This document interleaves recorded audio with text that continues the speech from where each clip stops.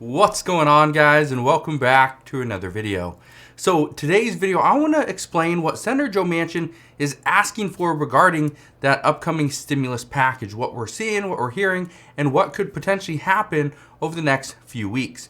We also need to go over a new consumer sentiment regarding the United States economy. So I want to address that because we are almost coming down to levels where we haven't really seen until pretty much the whole financial crisis in 2008 to really 2011. So I want to break down what's going on there. And we got news that President Biden and Vladimir Putin, they will actually be speaking tomorrow as well. So big news on that as well. But first, let's get into what Senator Joe Manchin is actually saying. Right now, Senator Joe Manchin has been very clear. Not only does he not support the Build Back Better Act, he wants to ensure that any bill that starts now moving forward, it starts with tax revenue. It starts there. That has to be the first piece of legislation, is we need to address the tax code. Who is getting hit with this bill? And then he says he wants to ensure that legislation is fully paid for, but a big key difference between now and over the past few months is that now he really wants to see downward trajectory in the national deficit. So that's big. This means that not only do Democrats have to figure out a way to tax billionaires and the wealthy and businesses to get them to pay for however much this bill is going to cost, but they have to ensure that our national deficit is getting paid down as well. And that right there could be a big blow to Democrats' plans, because that wasn't what they were thinking about. They were not even planning on doing that. And according to reports from about 2 months ago, they were actually trying to reduce the bill temporarily, but in the future, and Senator Joe Manchin caught on to this, they were most likely just going to pass and extend these different provisions, which would have increased the bill over time. So Senator Joe Manchin figured this out and said, no, that's not what we're going to do. And now Democrats are pretty much back to the drawing board. So we'll see what happens there. One thing I can tell you, multiple reports are indicating that Senator Joe Manchin, he's completely against any bill moving forward if it doesn't tackle the deficit. It could include climate, but it has to tackle the deficit. It could include, well, pretty much anything, but it has to tackle the deficit. It can't increase inflation, and it has to tackle the deficit. Not only just have the bill fully funded, but it has to reduce our deficit, which, like I was saying, that could be almost impossible for Democrats to do. But we will see.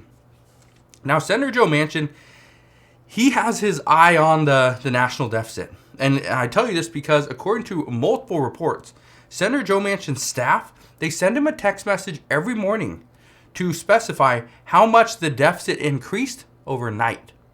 That's how much he has his eye on this.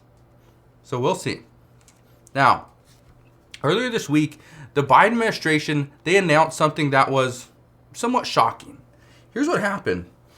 The Biden administration announced that they were going to be using taxpayer dollars to provide pipes for smoking and drug paraphernalia. Now, the purpose behind this idea was these new pipes, or what they were calling more of a safety kit. What they were saying is that these new pipes would actually reduce harm to those that are smoking them. But obviously this didn't go too well with many people. Many people brought this up here on the channel, but many lawmakers didn't like this either. One thing that Senator Joe Manchin has been up to recently, which he just did today, him and Senator Marco Rubio, they introduced bipartisan legislation that would prevent the government from paying for drug paraphernalia. This bill, it's shortened is PIPES, but the name of this bill is Preventing Illicit Paraphernalia for Exchange Systems Act. That's the bill name. In short, PIPES. Now this bill, it also states that unless there is a considerable risk of an HIV outbreak or hepatitis infection due to drug use, government funding should not be used towards such purchases. But the Biden administration, they have reiterated these funds would be used to provide safe smoking kits to those that can't afford them. So in other words, and what we've been talking about on this channel is, hey, let's provide some additional help and relief to people that absolutely need it. Well, the Biden administration comes out and says, let's provide these safe smoking kits to people that can't afford them. How messed up is that? When normal, everyday people are trying to go to work, pay for their children, raise children, just get by on Social Security. The Biden administration plans on sending money, or not sending money, but using our taxpayer dollars to fund a program to provide safe smoking kits to people that can't afford them. I don't know. I lost for words there. I honestly don't know. When I saw this initial story the other day, I thought it was a joke. Then I looked into it. Still couldn't believe it. Even now, I still can't believe this is something that they were even considering. But let me know your thoughts down in the comment section below. Let's talk about consumer sentiment. Here's what I want to show you. Look at this. Right here, okay?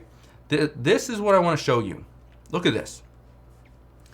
So here's kind of where we're at, 61.7. This is now.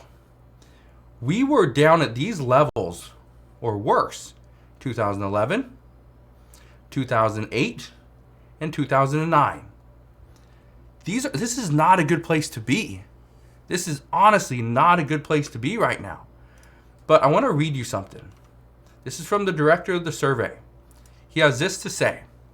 He says, the impact of higher inflation on personal finances was spontaneously cited by 1/3 of all consumers, with nearly half of all consumers expecting declines in their inflation-adjusted incomes during the year ahead. In addition, fewer households cited rising net household wealth since a pandemic low in May 2020, largely due to the falling likelihood of stock price increases in 2022.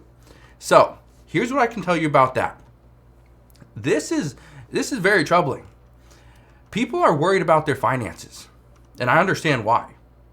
Just earlier today, I was talking to somebody about it might be a good time to sell an asset, maybe sell a car. File your taxes. Make sure you take every deduction that you are due, and do this because you would have more money. Having money right now is seen as a luxury because a lot of people don't have much money.